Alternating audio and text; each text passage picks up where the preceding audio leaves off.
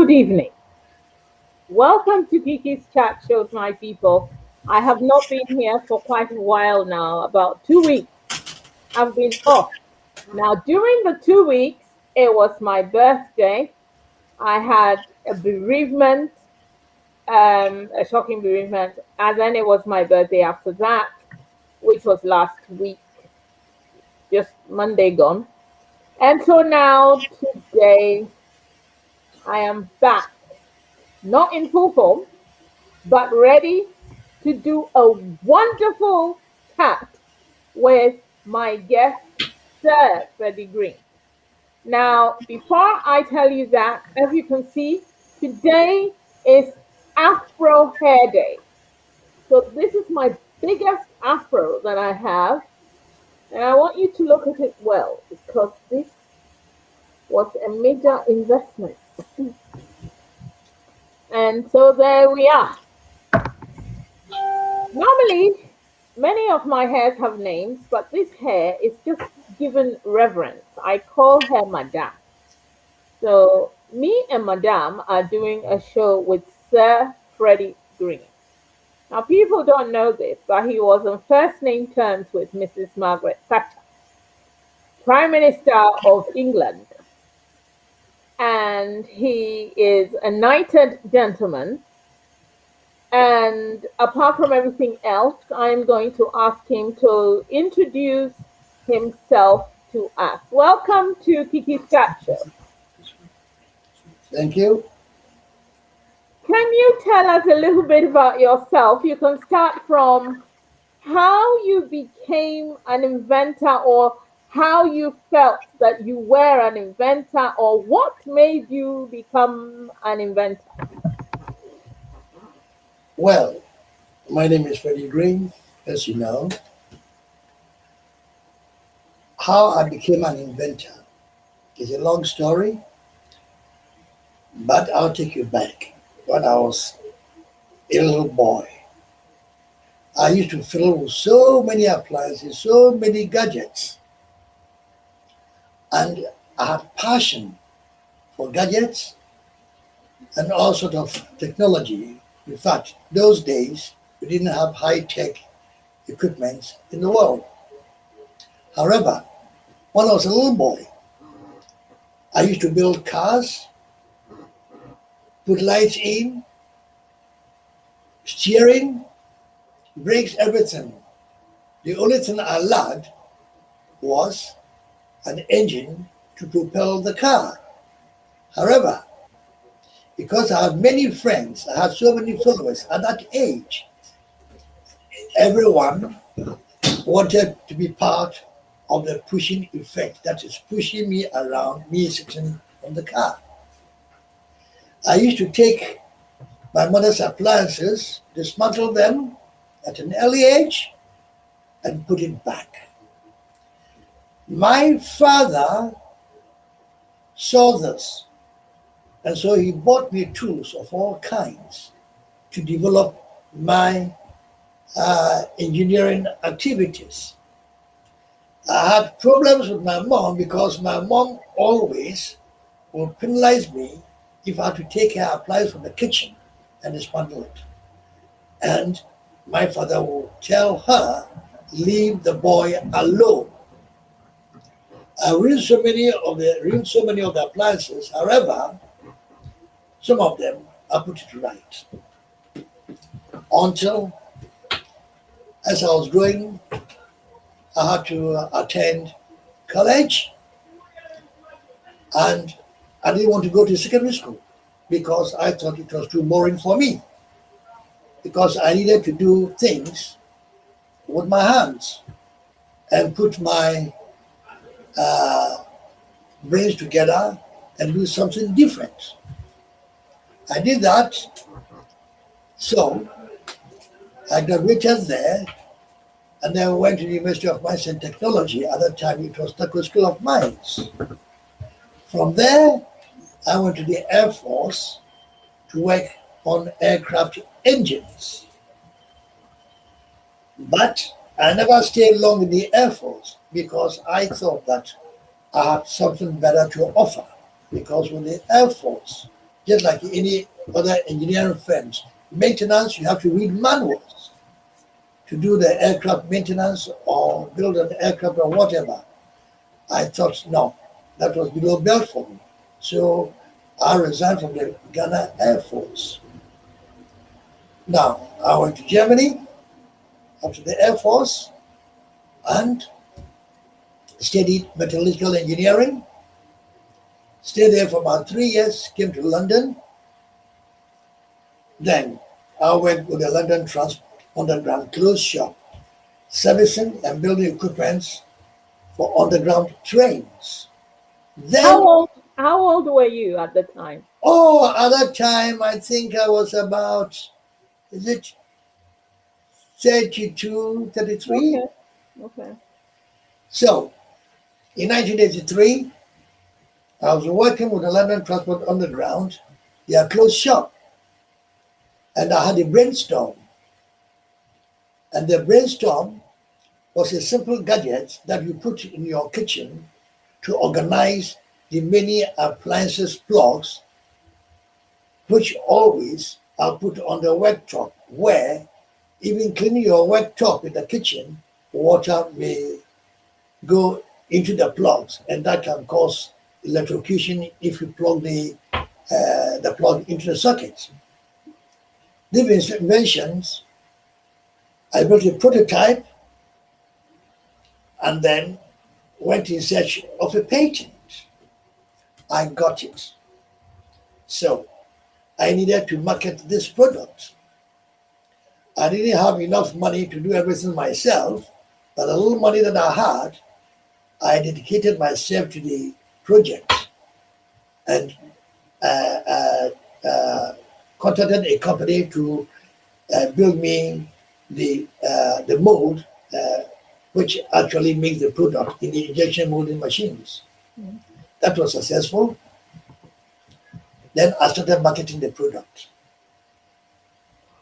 And good for me, I managed to get into the world top shop, which is Harrods, Selfridges, Johnny's, Debenhams, mail order catalogs, and direct marketing, including DIY shops.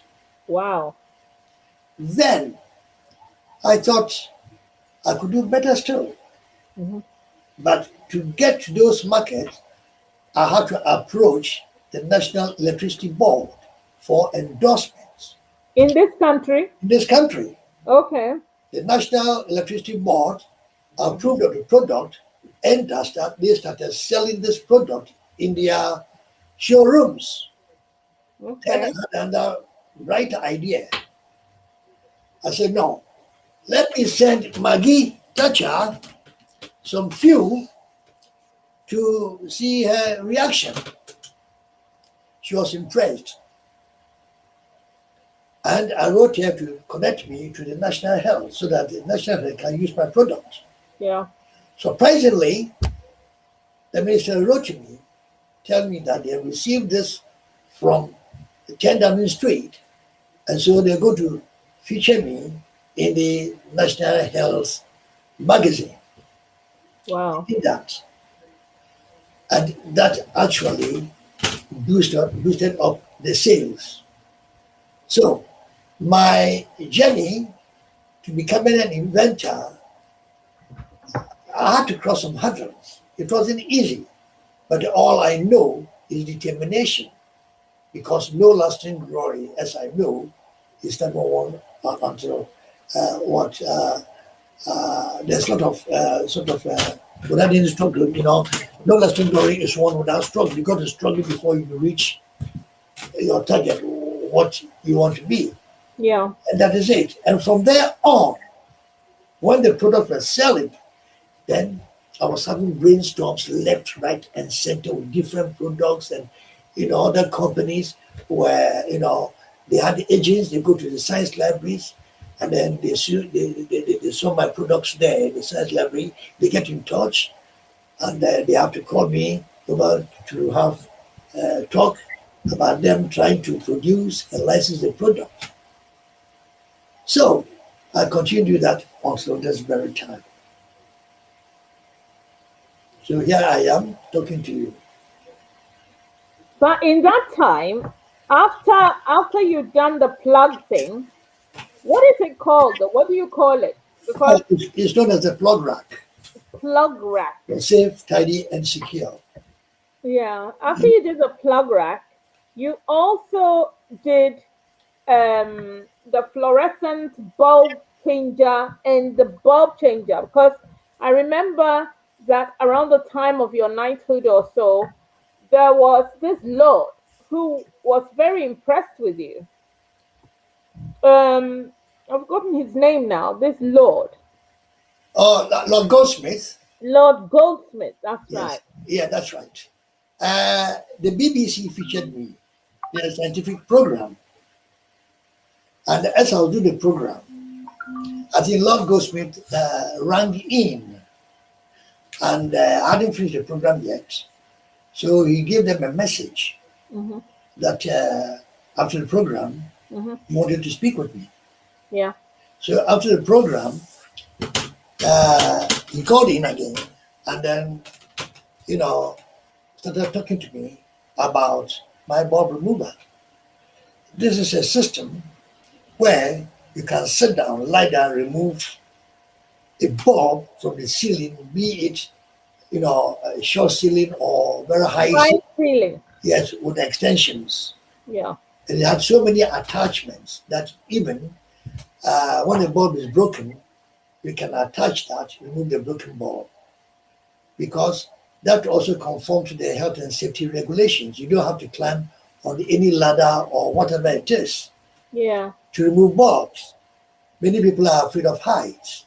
Yeah. Lord Goldsmith said, you want to buy some? I said, no. What I'm showing right now is just a prototype. Mm-hmm. Prototype. I built it by my hand. So, how many do you want? He says 150, because Lord Goldsmith had about 150 jewelry shop in England here. And when one bulb goes off there with the jewelry there, it disturbs the environment, the illumination of the jewelry. Mm-hmm. £1 bulb will cost him sometimes even £300, £400 to remove, because they have to bring scaffolding or all sorts of things. Yeah. Come and disturb the environment of the shop to remove the bulb of £1. So he was so much interested. He wanted me to do 150. And I said to him, look, I can't do that because it is handmade. I haven't got the facility to produce that. He says, I want this prototype. And I said, well, if you want this prototype, then I can only make you 5 of the prototype, but it works just like the original that I've anticipated. However, there was not much aesthetics on what I did, okay, compared to if you had come from machines. And I asked him, so can you afford £350? He says, no problem, Mr. Green, do it. 5 is okay, do it. So I did it for him, okay?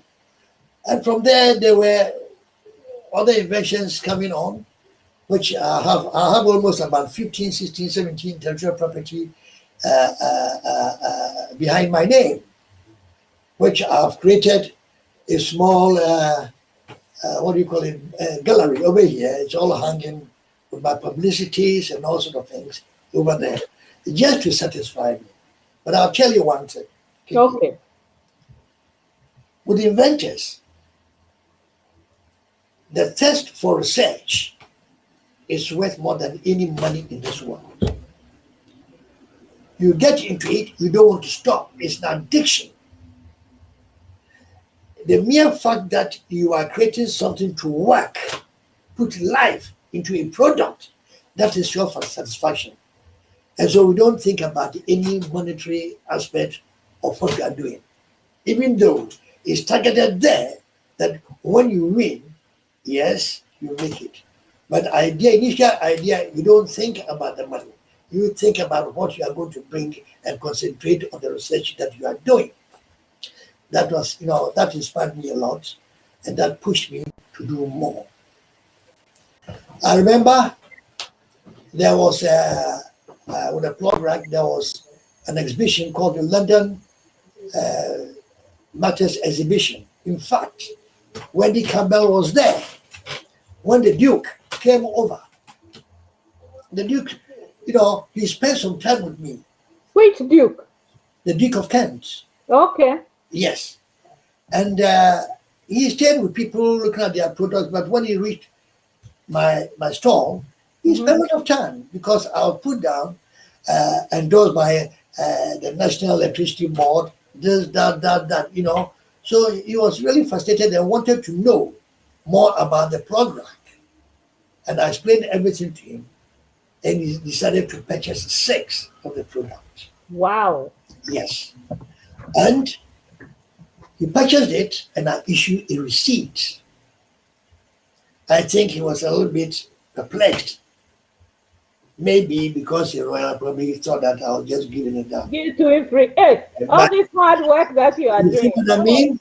So I issued a receipt, and he looked at the one of his AD camp or whatever his face, and then they brought out the money. Took it. The next day, publication. You asked when he came. He had a nice picture with me. The picture is now still hanging with Wendy in there on my wall here right now. You see? Yes. So it was also a good sign that, people are gelled to celebrities and royals and this and that. So what the celebrities do or the royals do, they want to copy and they will follow suit. So that also boosted my sales. Yeah. You see? So that is it. That's the way I started my invention. But it has been a very hard time. Very hard time because the inventors suffer a lot, just like actors. Very difficult to get the funding because you send your project there and the bank manager is sitting there who has no idea about science. It's only money that they know. Okay? And sit down there and say, I don't think this product will make up. So I always say that many people call themselves, intellectuals. They have intellect. But I tell them, you have intellect. Yes, you got the intellect, but you haven't got enough intellect to innovate. Because if you think the way inventors think, you won't sit down and criticize the product. It's as simple as that. I put you in the same level as Tesla, Elon Musk, and all these because they are inventors. Yes. The thing is, you are a Ghanaian inventor who is actually wanting to do something mega for Ghana. Yes. Do you want to tell us how, what the story is with the Ghanaian, because you wanted to invent a particular machine for our electricity. Yeah. A kind of a generator. Yeah. Yeah. I've been developing this product for the past 29 years. 29. 29 years. Wow. This is before we started talking about global warming. Yes. 29 years. Okay? 2 years older than my son. Okay? And what happened was, I kept working at it. Okay?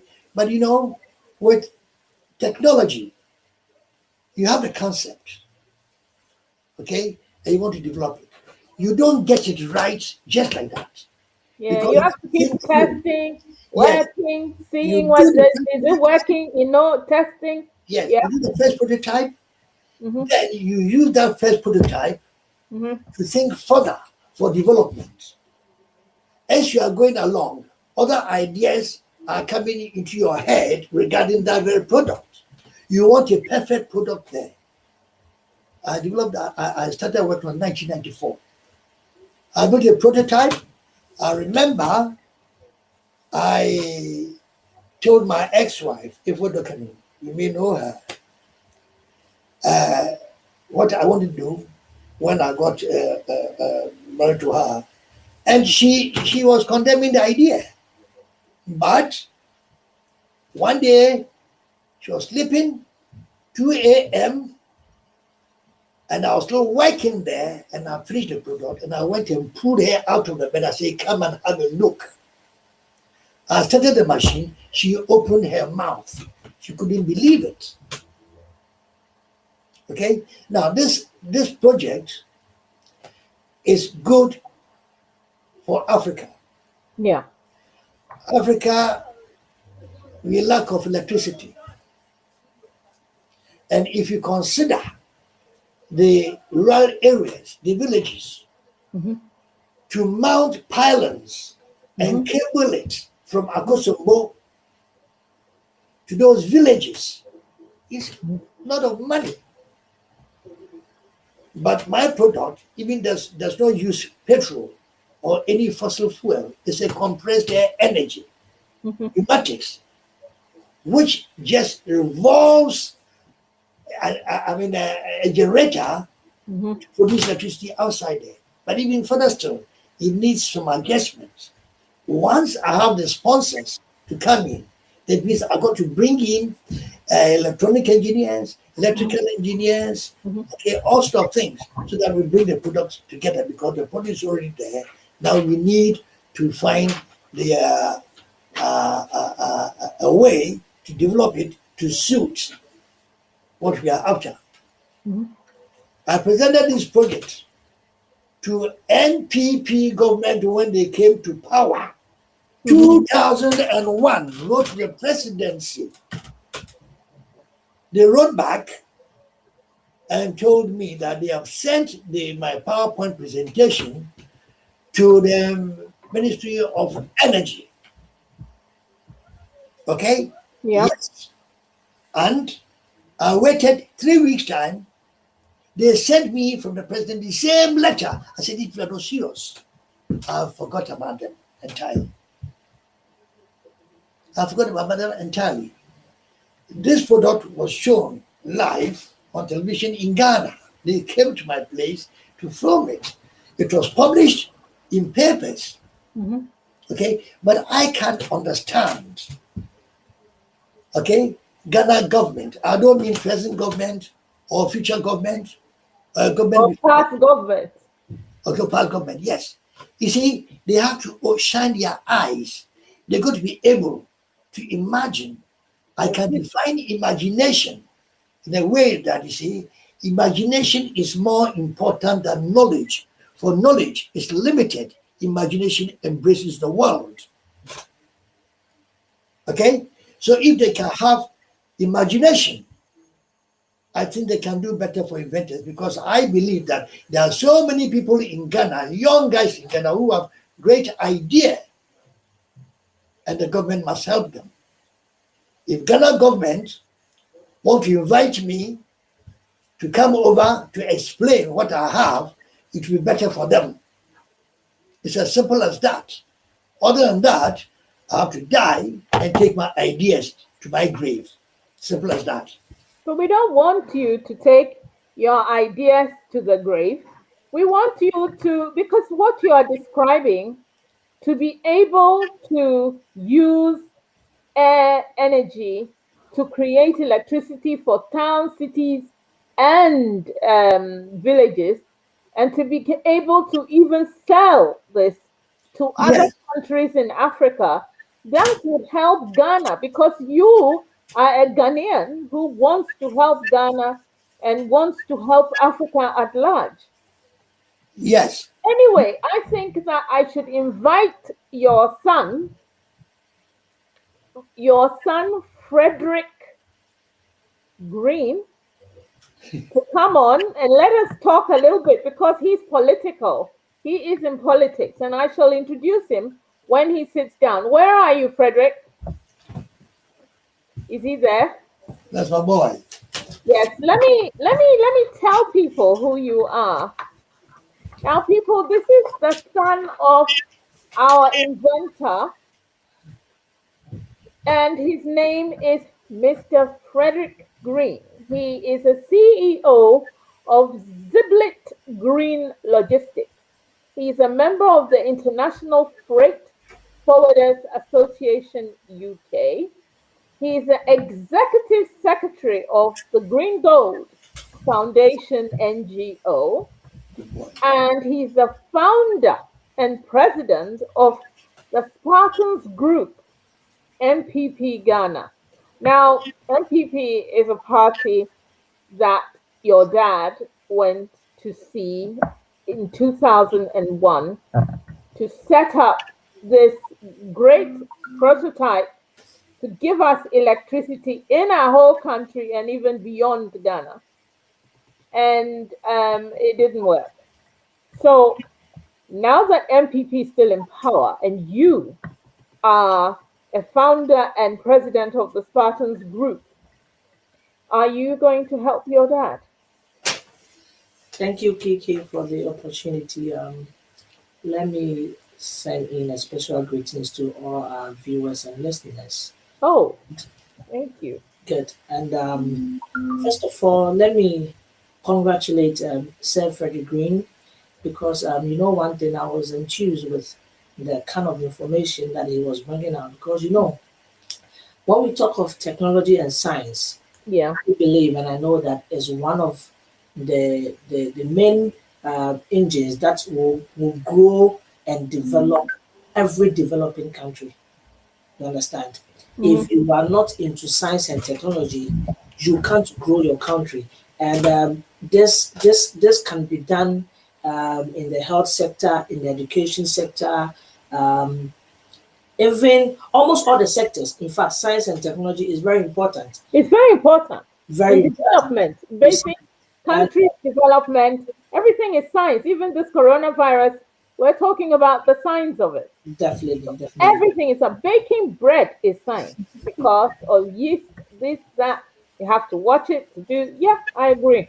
Definitely. And when you come back to Africa, Mm. our contribution to science and technology, um, when you look at GDP, we contribute just about less than 1%, which is not good. You understand? In fact, the MPP government brought out its manifesto prior to the 2020 election, and one of the things that we were talking about was science and technology, how we can boost science and technology in Africa.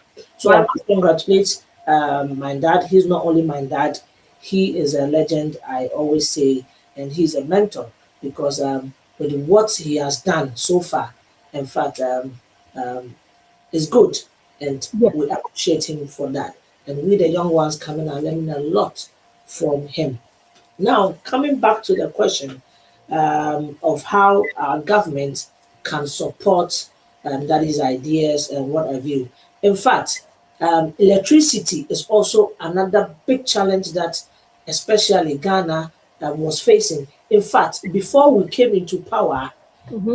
was abysmal. When you look at our economy, and one of the other things that also supports the economy is Hmm. energy. When your energy sector is kind of collapsing or breaking down, in fact, you realize that you are not doing anything well when it comes to your economy.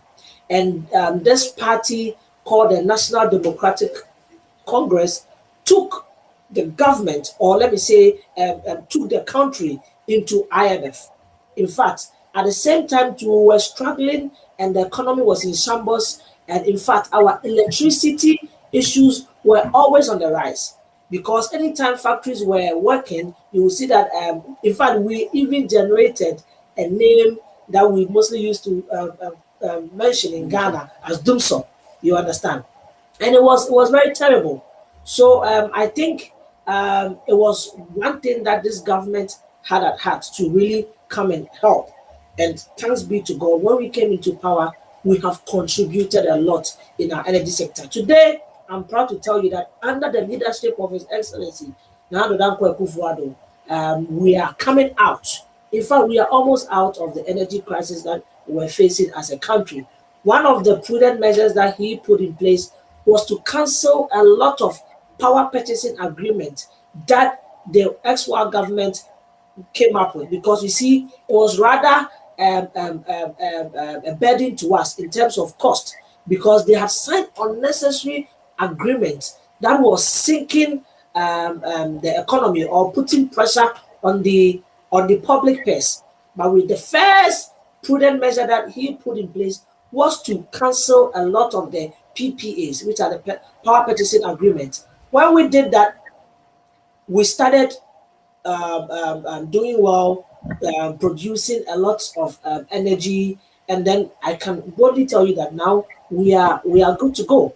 And so I think what Sir Freddie Green is bringing on board, for me, I sit here and I want to plead or use this your medium to announce to the government in Ghana that if we can invite him and sort of tap into his rich experience, it will help because for what he was telling us, in fact, compressed air can do a lot for us. You don't need to focus or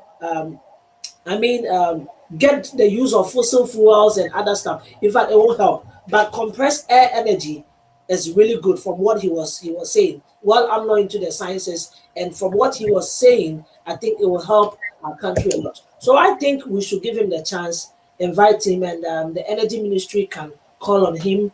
Like he was saying, he wants to die with his idea. Sir Freddie, please don't die with your idea. We really need you, and we really want you to come and impact in Africa, especially Ghana, where you are a proud son of the soil. Amen.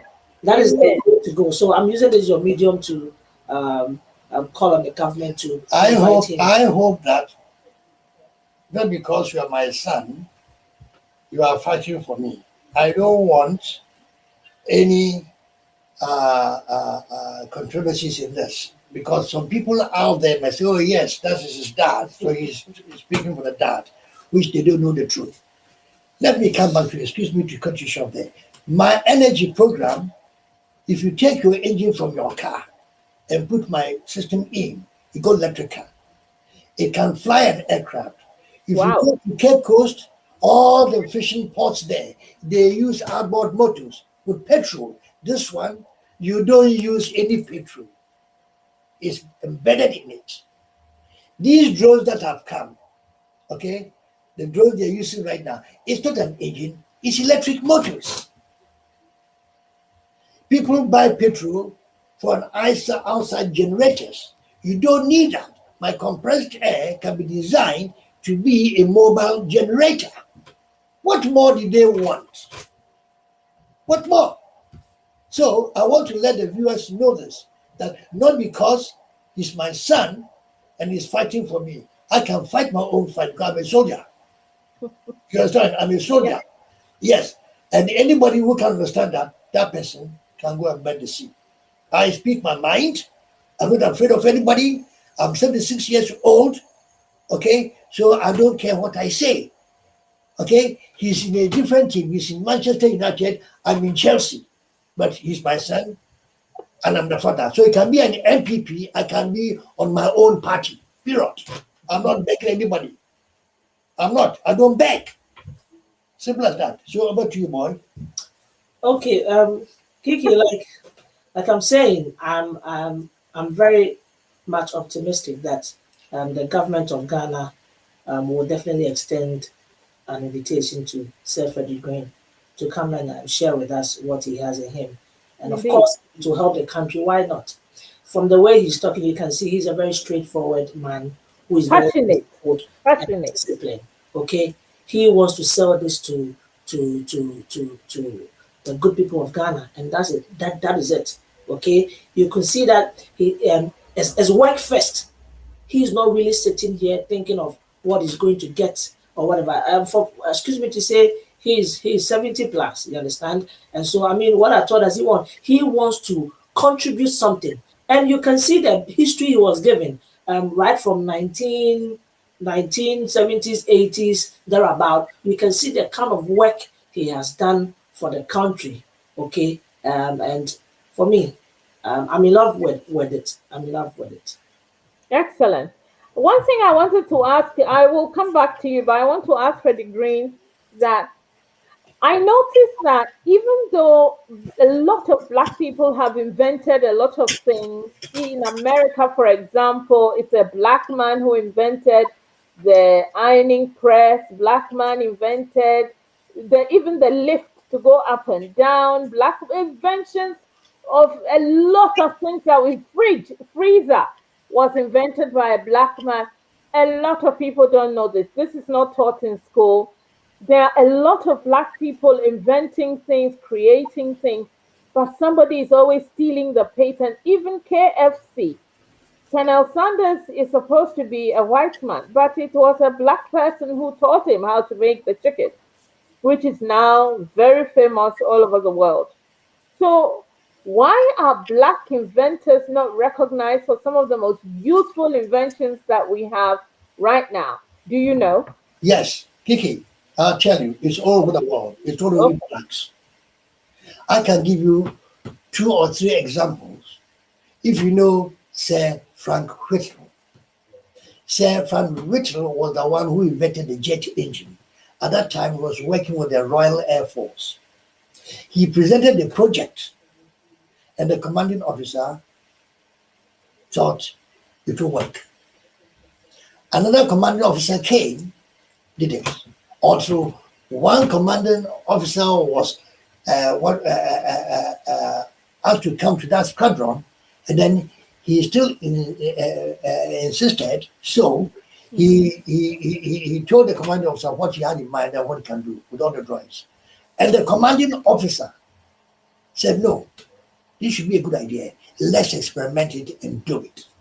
He devoted money for him to do this research and everything. And then that was the birth of jet engine. Immediately he was sent to Oxford to go and do propulsion. I can tell you another one. Dyson even. Dyson. Dyson has struggled a lot. No help from British government. All right? No help from British government. But he managed. He was having problems. Frustrated. But he had to send his project somewhere. He got investors. They invested. Now, when he made it, they knighted him. They take him the credit. And I can assure you that even if a black man comes to this country or a foreigner comes to this country, all right, let's be careful. And he does well in sports. And this is a guy who hasn't got even staying permit here. Mm-hmm. The moment he gets one small gold medal, a British athlete, they claim responsibility on that, and then they give him his staying permit. Do you understand what I mean? Yeah. Which is wrong. Somebody, I can tell you another one. This guy, what's his name? Sir Cochrane. He invented the Hoovercraft. Hoovercraft. He didn't get any help. He went to States. States bought it. The United States started manufacturing this, selling to the British people. The Royal Navy was using the Hoovercraft. What kind of nonsense is this? I can assure you also, and this one I'm saying openly, I'm very mad as I sit down here. I'll start smoking today. I have to beg my princess that please, let me, because I was getting agitated. No, please. Okay. Don't get agitated. Now, hang on. All right. I applied. They've been sending me this innovation kind of agency they've done. They've been sending me all sort of messages to apply for funding. I applied for the funding for £250,000. Now, the result came in. It's a very good product, but the application wasn't strong enough. My fault. And I'm saying this, I'm sorry, on social media, but I couldn't care less. What has the strength of an application got to do with a product that can serve a purpose? Very much important, yes. I am not an accountant. You trying to let me list out how much I'm spending here or how much good. It's all nonsense. You made the thing very difficult. If you know that the product is worthwhile, then it's up to you to galvanize people who are in those disciplines to help and then bring the project to its logical conclusion. The same thing happened together. When I was told, right, to go and set up a factory in Ghana, I didn't go there to do that. in the airport in 1989 or so. Then there was reporters there. I don't know. They made a publicity for me. I think I sent you that publicity, the Ghanaian high-tech inventor. You did. Right? I was there one day when Minister of Industry, Science and Technology, at that time it was Dr. Kobna Ajay, who was the man in charge there, sent people to come and pick me up, all right, to go to the ministries. They say, oh, they're going to help me, this and that. So, you know, they were saying good things. Eventually, what happened, I had to come down to London to do my feasibility study to them, raised $4 million from Switzerland. I've got the letters over here.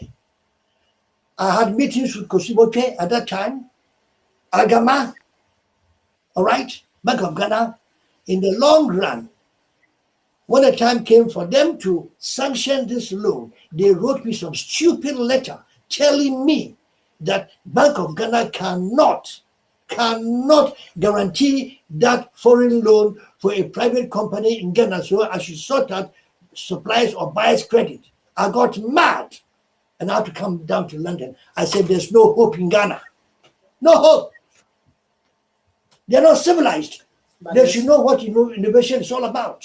But there's hope now. Hope? There's hope now because of Action. I want to see current action before I have government. hope. Hope is for the hopeless. You should always know that. Hope is for the hopeless. All right? Yes. I don't hope. I do it. Hope is for the hopeless. Okay, let me tell you. Okay.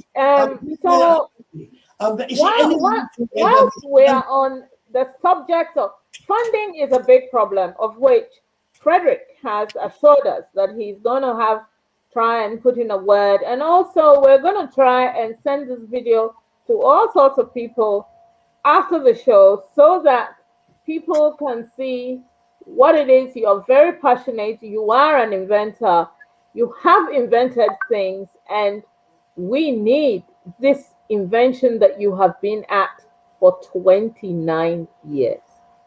Now, I have a question for you, and it is, what is the world's greatest invention? As an inventor, what has been invented that wheel is the greatest invention. The wheel. Inventing the wheel. The wheel is the greatest invention. That's it. Wheel conquers all. Wheel propels them to different countries. Wheels have made journeys very short. Yeah. That's what it is. The wheel. Can I ask you one more question? And this question, I think the both of you, if your Frederick would like to help you with this together, because I know that in Ghana there is a man who is inventing cars. Now this man is Katanka. He has invented an amazing car, which is, the four-wheel. It's a four-wheeler actually, which is supposed to be going to villages and doing all sorts of things. And people were saying at the time that when he invented the four-wheel car, people were saying that the ministers who keep sitting in these expensive foreign cars should really be patronizing his car to the villages and the places for their election canvassing, etc. Now, you have this engine thing. Can you not join with him so that he creates the car, assembles it, you put in the engine, and Bob's your uncle? Yes, it's possible. He's got the facilities. But let me tell you, Katanga, okay, he's not an inventor. Oh, okay. Yeah, he's not an inventor. All what he's inventing, okay, I respect him a lot. All that he's producing is people's invention.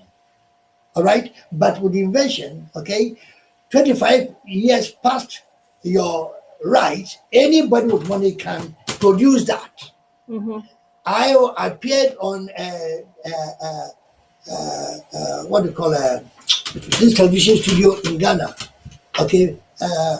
TV3. Business something Africa. Okay, BTA. Business Television Africa. Yeah. Okay? Now, I address that issue. This man is employing people. He's producing.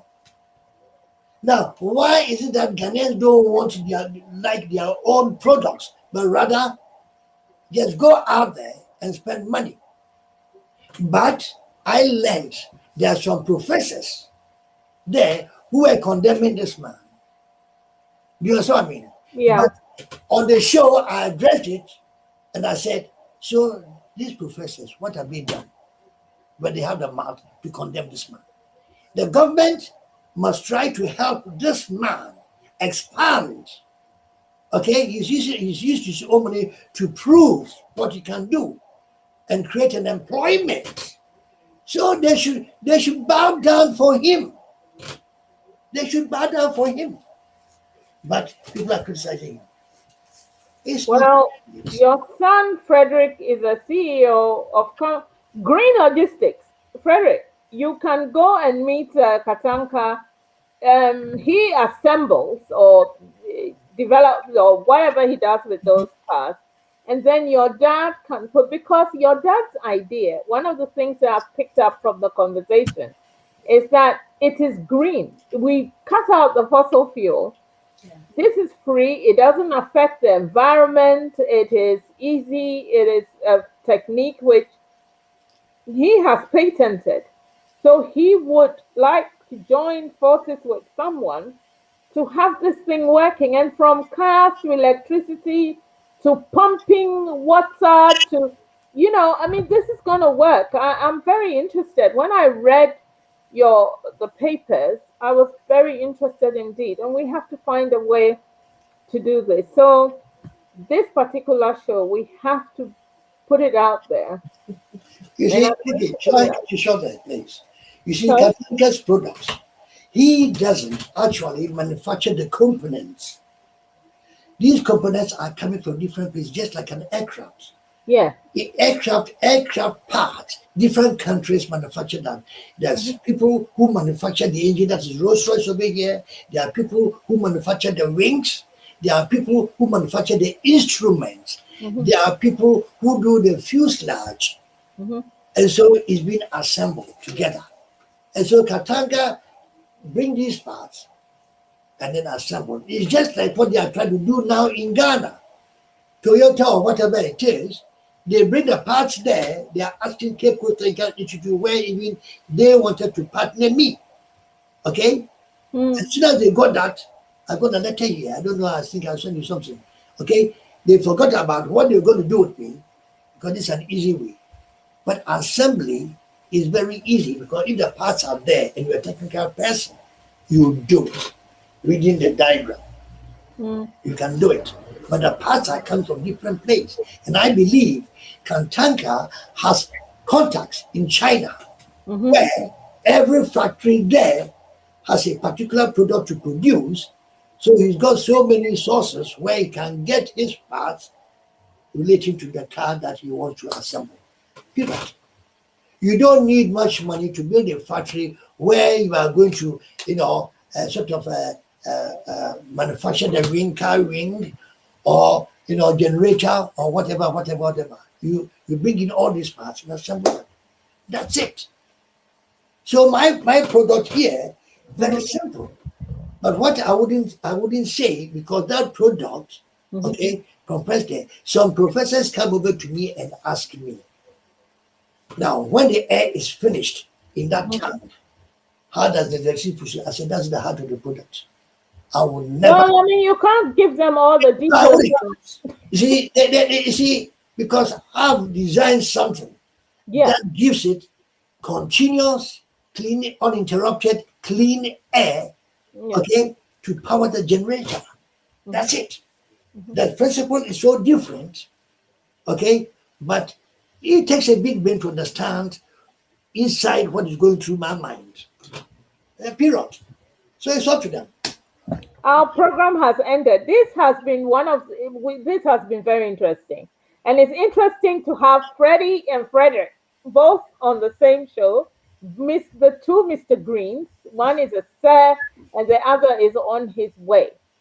I am very impressed with this, and I think that we should applaud Sons of Africa, Sons of Ghana. Ghana is an amazing country. And I always wonder, if I came from another country, what sort of human being would I be?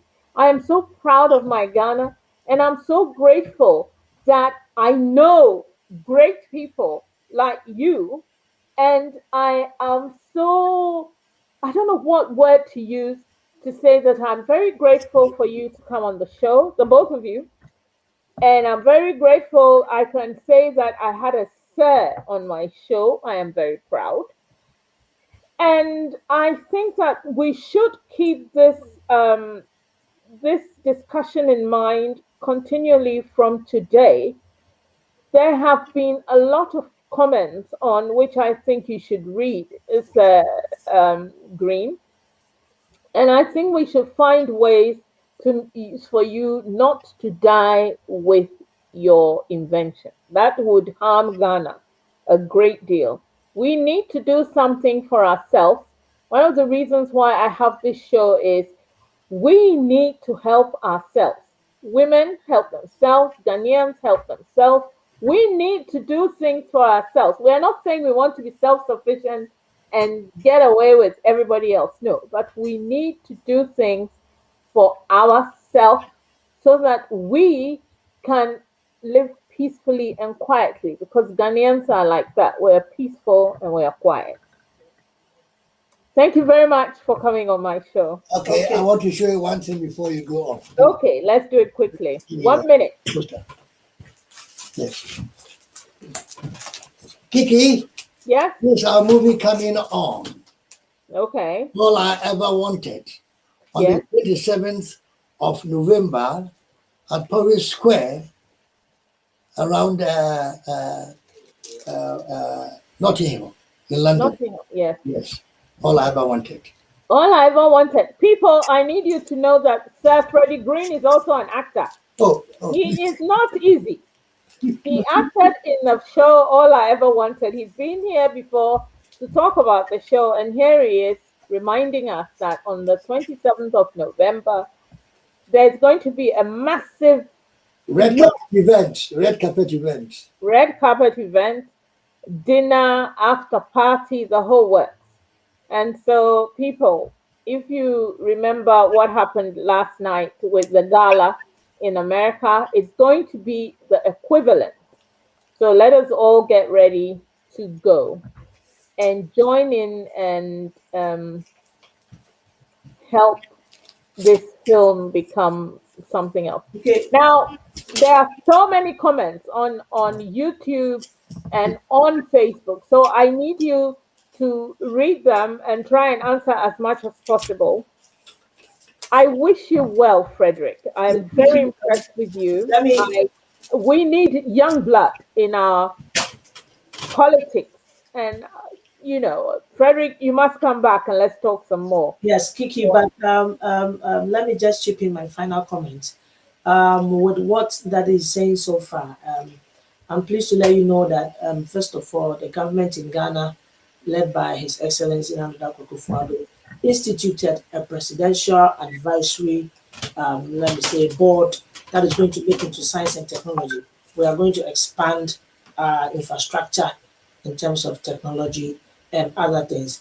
What that is also talking about here is going to also create jobs for the citizens of the country, both direct and indirect. You understand? So for me, I want to let everybody know that the sitting government is ready to invest hugely into science and technology. And so the government is doing its very best. And I want to assure everyone that we always want to embrace certain ideas like this and we'll never turn them down anytime. Thank you. Thank you very much.